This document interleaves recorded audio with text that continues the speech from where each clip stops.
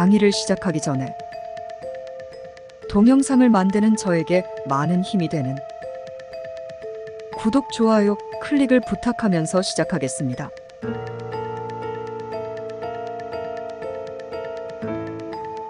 지난 4부 이강적응력 최고인 을목 이라는 주제로 공부하였는데 수강해보면 이해하기에 난이도는 어려운 편에 속하므로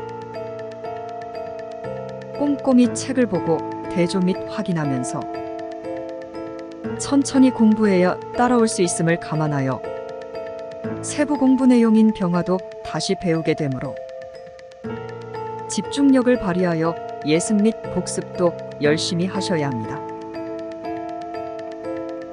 혹시 공부하다가 의문사항이 있으면 저의 네이버 카페 한문파고다 사이트를 방문하여 관련 내용을 검색 및 참고하면서 공부하시면 도움이 되겠습니다.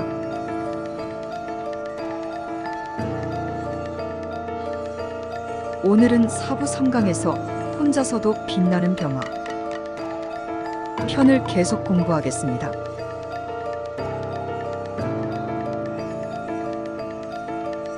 1. 기본 성향 및 천간관계. 키워드 양화, 태양, 리더, 열정, 발산, 예의, 초여름, 병신합, 병임충.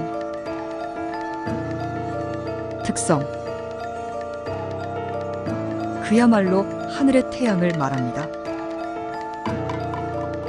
병화는 가장 강한 양기운을 가지고 있습니다. 만물의 따스한 열과 빛을 내려주지만 실제로 만질 수는 없죠. 그리고 병화 자신은 하늘에 떠 있으므로 주변 환경에 큰 영향을 받지 않습니다. 모든 모임에서 화끈한 리더가 되려는 성향이 강합니다. 계절로는 봄이 지나고 여름이 왔어요. 새싹이 자라 커져서 화려한 꽃이 피는 계절이 된 것입니다. 성격 병화는 개성이 강하며 열정적이며 화려합니다. 예의가 바르고 원칙을 중시하죠. 바른 말을 잘하고 뒤끝이 없으며 성격이 활발하고 매사에 적극적입니다. 숨김없이 자신을 드러내는 연예인 같은 느낌입니다. 병화는 에너지가 넘치니 조용히 있기보다는 돌아다니면서 호기심을 채우고 여러 사람을 만나고 사귑니다.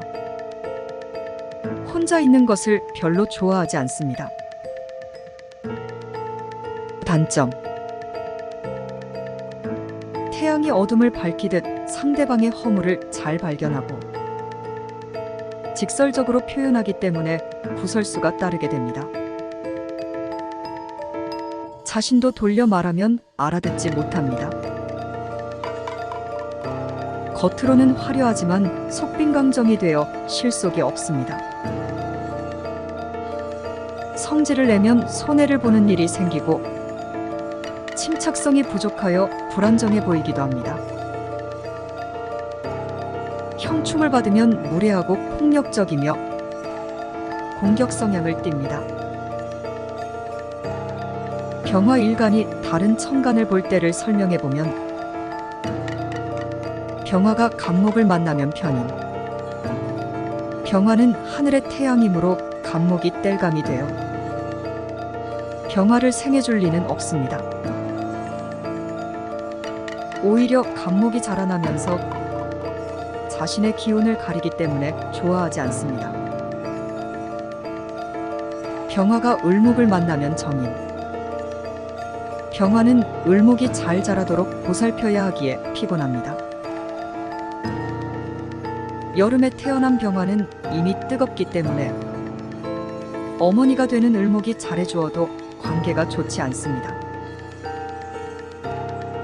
병화가 병화를 만나면 비견 하늘에 두 개 태양이 뜬 셈이니 너무 더워지겠죠.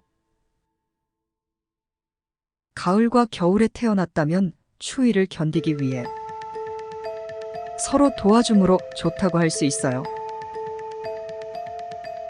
병화가 정화를 만나면 겁재. 둘 다 화기운이지만 하나는 하늘의 태양, 하나는 인간이 사용하는 불임으로 서로 반기지 않습니다. 금기운이 강한 가을에 태어났다면 서로 합심하여 금기운을 제어합니다. 병화가 무토를 만나면 식신. 병화는 넓은 평야인 무토를 생해줍니다. 병화 입장에서는 거칠 것이 없으므로 능력을 발휘하게 됩니다. 그러나 무토가 많으면 기운을 너무 빼앗기므로 힘이 빠지게 됩니다. 겨울에 태어났다면 수의 극을 받게 되는데 무토가 수기운을 조절합니다. 병화가 기토를 만나면 상관. 병화 입장에서 기토는 상관이므로 기운을 더 빼게 됩니다. 겨울에 태어난 병화라면 기운이 없으므로 기토를 생해주기 어렵습니다. 보람도 없는데 헛된 일에 기운을 쓰므로 결국에는 모든 일에서 손해만 생깁니다. 병화가 경금을 만나면 편재. 하늘에 떠있는 태양인 병화는 경금을 녹이려고 하지만 힘만 낭비할 뿐 녹일 수 없습니다. 그래서 손해를 본다고 하는 것입니다. 병화가 신금을 만나면 정제합. 병화는 신금 보석을 빛나게 해줍니다. 신금은 가공이 된 보석이지만 병화가 없다면 그 빛을 알아봐주지 못합니다. 병화 입장에서는 기운만 소비할 뿐 별 소득은 없습니다. 병화가 임수를 만나면 평관충. 병화는 임수에게 수극화를 당합니다. 이 수극화가 여름에 태어난 병화에게는 반갑습니다. 너무 뜨거운 병화를 임수가 조절해주면서 자연스럽게 명성과 권위가 생기게 되기 때문이죠. 하지만 가을과 겨울에 태어난 병화는 강한 수기운을 이겨낼 수 없어 불이 꺼지는 형세가 됩니다. 병화가 개수를 만나면 정관. 하늘의 태양이 개수를 만났다는 것은 가랑비가 내려 햇빛이 가려진 상태를 말합니다. 태양은 태양다워야 하는데 빛이 있어도 제 역할을 못하니 일마다 실패하게 됩니다. 개수가 4월에 태어난 병화 일간이라면 비가 잠깐 내림으로 꽃을 피우는데 도움이 됩니다. 참고로 우리 교재에는 병화가 계절별로 만나는 12지지에 대한 설명은 자세히 설명하지 않아 부족하므로 본인이 작성한 슬라이드 몇 장을 참고하시고 요즘에 제가 공부하는 무령상 명리학 소무승 저희라는 책에 96쪽부터 104쪽까지 참고하시기를 바라며 이 책이 많은 도움이 될 것이라 생각하므로 추천하는 바입니다. 명리에 입문을 하는 분들이 처음에 너무 많은 것을 알려고 하면 지치게 됩니다. 이제 숫자를 배운 아이에게 곱셈 나눗셈은 먼 이야기입니다. 이 책에서는 10간 12지와 친해지고 관계를 어떻게 잇는지 정도만 배운다고 생각하시면 좋을 듯합니다. 너무 고민하지도 말고 다 알겠다는 생각도 버리고요.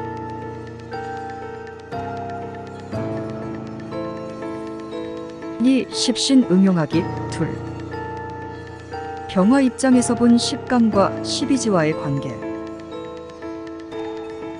병화 입장이라는 것은 병화가 일간이라는 말이겠죠. 화는 원래 목의 생을 받아요. 땔감이 있어야 불이 활활 잘 타오르죠. 그런데 태양은 하늘에 있거든요. 그래서 나무가 아무리 많아도 태양을 더 뜨겁게 할 수는 없어요. 그래서 인성 없이 혼자 빛과 열을 내는 것이 병화입니다. 병화의 비견은 천간으로는 병화, 지지로는 사화입니다. 사주 안에 병화가 더 있거나 대운 10년운이나 소운 1년운에 왔을 때도 해당돼요. 일간의 병화는 나 자신이 되는 것이고 월간의 병화는 비견이 됩니다. 그렇다면 연간의 정화는 무엇이 될까요? 맞습니다. 겁재가 되는 거예요. 지지를 볼게요. 빈칸을 채워보세요. 월지에 오화가 있어요. 오화는 사주명리에서는 음으로 본다고 했으니 음양이 다르므로 겁재가 됩니다. 그럼 시지의 사화는 어떻게 될까요? 음양이 같으니 비견이 됩니다. 천간까지 본다면 비견이 둘, 겁재가 둘이 있는 사주가 되겠네요. 자신을 포함해서 화가 5개나 되는 오행이 편중된 사주입니다. 월지는 자신을 이루는 환경 중에서도 매우 중요한 역할을 합니다. 어느 달 어느 계절인지는 정말 중요하죠. 이렇게 화가 많은데 태어난 달도 오화가 되니 몸 안에도 열이 많을 것 같습니다. 또 이렇게 신체 상황도 볼 수 있지만 화가 많으면 어떤 것을 잘할까? 무엇을 하면 성공할까? 를 생각해 보는 거예요. 양인과 록. 월지 오화 옆에 양인이라고 써놓았고 사화에는 록이라고 써 있어요. 양인은 양털을 깎는 예리한 칼인데 이 칼을 이용해서 권세와 권력을 잡는 것을 말합니다. 이 명식은 월지에서 양인을 가지고 있으니 권력을 가지는 일에 종사할 확률이 높아요. 록이 사주에 있으면 하늘과 국가에서 내려주는 복을 가지고 태어난 것으로 해석합니다. 그러니까 나라에서 월급을 받는 공직자를 뜻하는 것이죠. 돈과 음식 등 생계를 해결해주는 길성이며 총명하고 의지가 강하며 공명정대하다고 합니다. 사주에 관이 없어도 록 하나만으로 공직이 가능하며 자영업자는 록이 있으면 사업을 꾸준히 할 수 있습니다. 슬라이드 명식은 양인과 록을 모두 가지고 있습니다. 공직에 유리하고 먹고 사는데 구애받지 않을 것 같죠. 식신과 상관은 토오행이 됩니다. 이 사주에서 토오행은 일지에 있네요. 진토가 양토이므로 오행이 같아서 식신입니다. 식신은 자신이 생한 것으로 자기의 주장, 자기의 일이 됩니다. 편재와 정재 중에서 유금 정재를 가지고 있습니다. 이 유금은 나의 배우자 자리에 있는 식신인 진토와 합을 하고 있습니다. 나의 일이 재물을 끌어올 수 있다고 봅니다. 진유합금. 천간을 살펴볼까요? 일간 자신은 병화이고 월간에도 병화가 있습니다. 오행도 같고 음양도 같으니 비견이 됩니다. 태양 2개가 떠 있는 것인데 비견 비견이 아버지 자리에 있으니 별로 좋지는 않습니다. 아버지의 기세에 눌린다고나 할까요? 은영가는 정화입니다. 정화는 오행은 같으나 음양이 다르니 겁재가 됩니다. 겁재는 나의 재물을 나누는 사이여서 이 명주에게는 그다지 좋지 않습니다. 시간에는 개수가 있습니다. 개수는 병화를 수국화하고 있어요. 그러니 관이 되겠죠. 개수는 음수, 병화는 양화이므로 음양이 다르므로 정관이 됩니다. 이 정관 개수는 연지의 정화와 정계충이 되어 깨지게 됩니다. 천간에서 나의 정관을 겁재가 충을 하여 깨고 있으니 좋다고 할 수 없을 것 같습니다.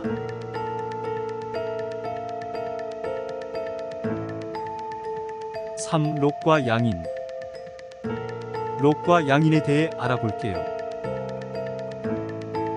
외우려고 하지 말고 그렇겠구나만 익히시면 돼요. 록은 원래 비견에서 나와요. 나와 같은 오행이고 음양도 같은 것 말이지요. 그래서 천간 입장에서 보는 나와 같은 오행, 같은 음양인 지지를 말해요. 이것은 12운성이라는 것에서 나왔다고 하는데 12운성은 뒤 232쪽에서 이야기할게요. 일간이 간목이라면 지지에서 같은 오행, 같은 음양은 뭘까요? 맞습니다. 인이 되죠. 을목이라면 묘가 되고요. 병화라면 사가 됩니다. 정화라면 오가 되겠죠. 그러면 십천간의 록을 모두 써서 도표로 만들어 볼게요. 사화가 왜 양인지는 아시죠? 원래의 음양으로는 음이지만 사주명리를 볼 때만은 양으로 봅니다. 다 이해가 되는데 무토와 기토를 유심히 보세요. 무토는 병화와 록이 같고 기토는 정화와 록이 같아요. 병정화와 무기토가 록을 함께 쓰기 때문에 화토동궁이라는 말을 써요. 록이 왜 중요할까요? 록은 복이 되고 일한 대가를 받고 상을 받는 것이고 자기가 되기 때문이에요. 마치 일을 열심히 하고 돈을 받는다거나 공을 인정받아 높은 지위에 올라가게 되는 것이지요. 그래서 사주에 록이 있으면 다시 말해 일간을 기준으로 지지에 록이 되는 글자가 있으면 복이 되고 먹고 살만하다는 뜻이 됩니다. 앞에서 예를 들었던 명식인데요. 시지에 록이 있죠. 살아가는 데 필요한 돈, 음식, 물품이 풍부하여 생계가 안정된다는 의미입니다. 그럼 양인에 대해서도 볼게요.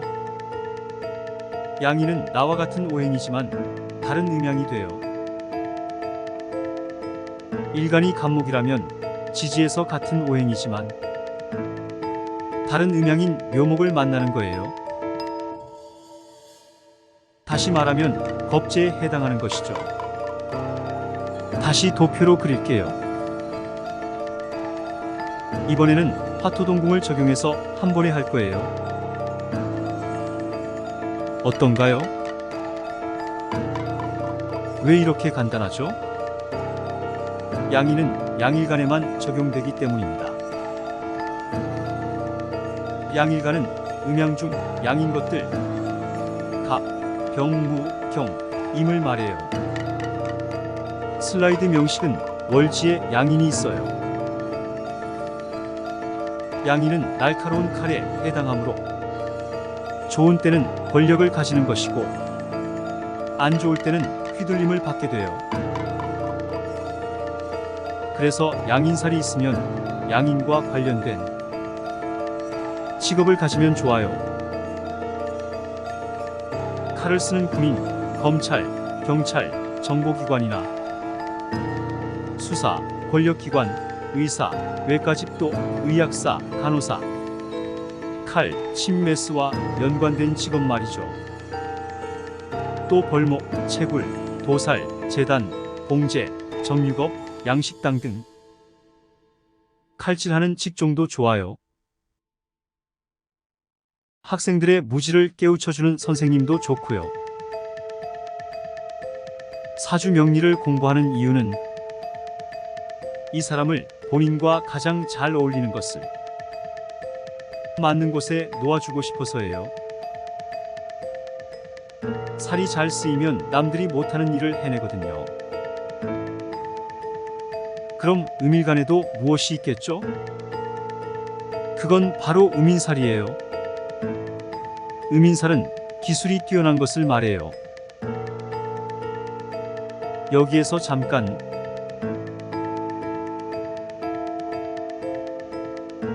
지난 강의에서 소개해드린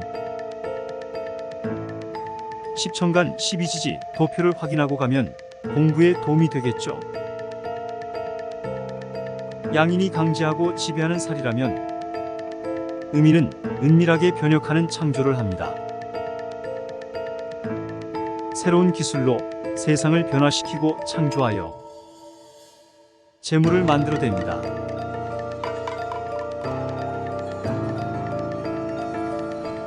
그럼 계속하여 다음 4부 4강에서 인정 많고 사교적인 정화라는